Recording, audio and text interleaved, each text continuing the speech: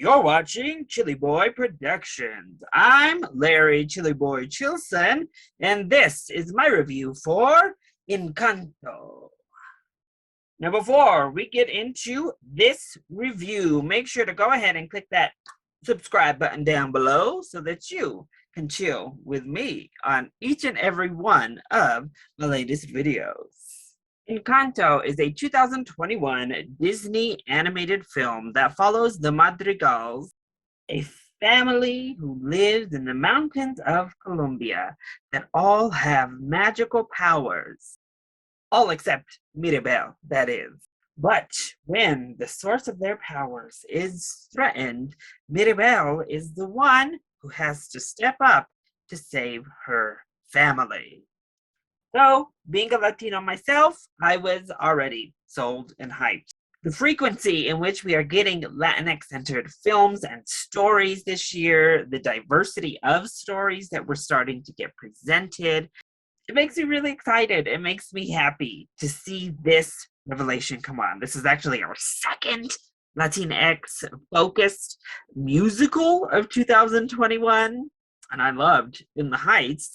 I love Disney animation. Plus, the story seemed, well, magical. So, what was there to not be excited for when it comes to Encanto? And ultimately, I thought this was quite a magical, beautiful little film, though it doesn't quite reach the heights of the Disney greats. So, let's go ahead and talk about the positives first. Honestly, for me, the biggest positive is the story itself. What an inventive, fun idea to have this family who are all bestowed with these magical abilities, ranging from healing powers through the art of cooking, very Latinx, very much a part of the Latinx community, all the way up through physical strength and the ability to grow flowers.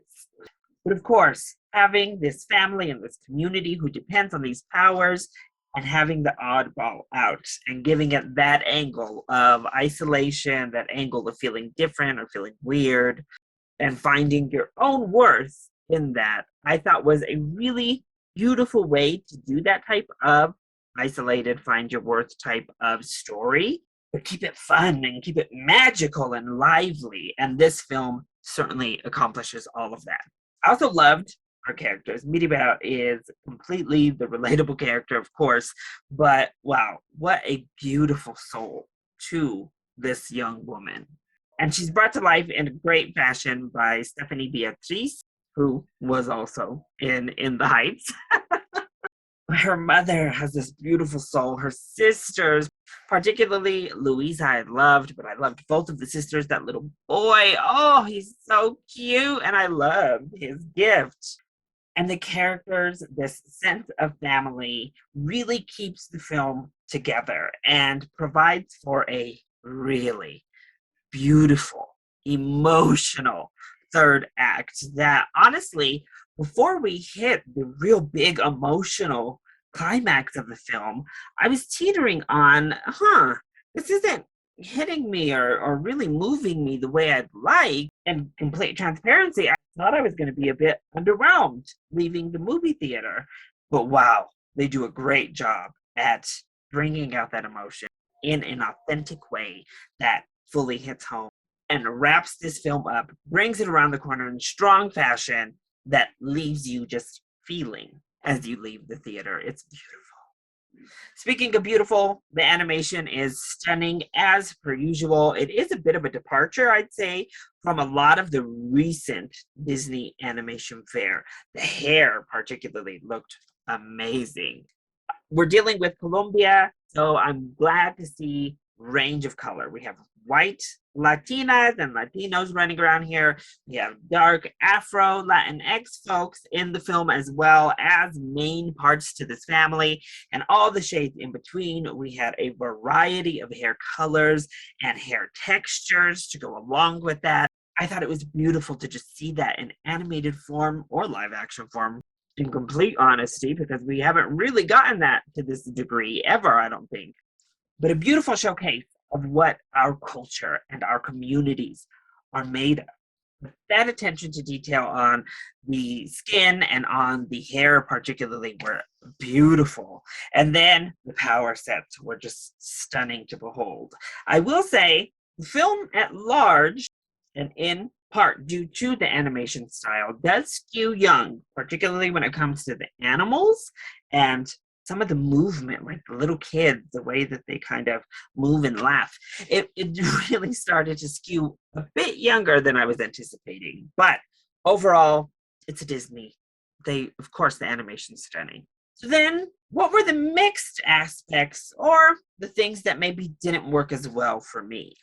Well, I want to start with the fact that I think the songs are a mixed bag. I don't think the songs are bad by any means. Actually, most of them I think are pretty good. I loved Louisa's song, and I loved the song that plays over this flashback montage of the grandmother, the abuela. However, I actually think this film would have been stronger if it weren't a musical. And the reasoning is I don't know that the vocalists fit the tone. They were very character styled vocals. And honestly, the way that these singers chose to tackle the songs oftentimes skewed it very young. I would love to hear these arrangements maybe with other singers, if I'm being honest, which is horrible because I think the songs are great and I don't think the singers are bad. I just didn't love the approach to most of the songs.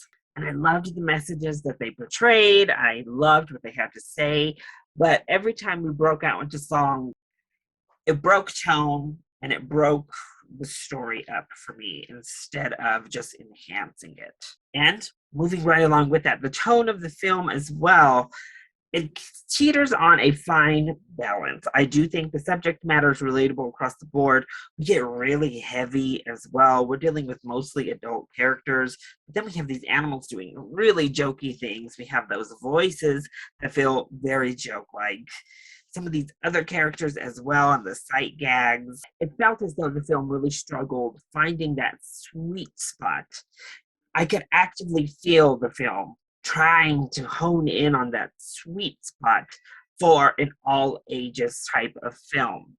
And ultimately, it did feel as though it skewed a bit young, though I wonder if younger folks are going to get boring with the overall material. But I kind of wonder if young audiences are going to get a tad bored with the overall material and theme.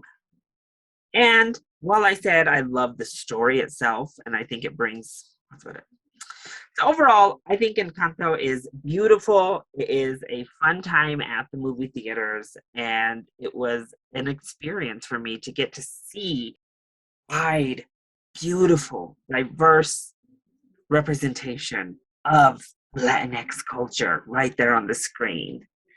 This brings to life a Latinx culture like we haven't seen before, and that was pretty special. But it doesn't reinvent the wheel when it comes to the story it's telling. And while I think the story itself is great, it does struggle a little bit with that tone. Overall, I do think Encanto is a great time for the entire family at the movie theaters for the Thanksgiving holiday. I'm sure there will be songs your kids will be humming on their way on out.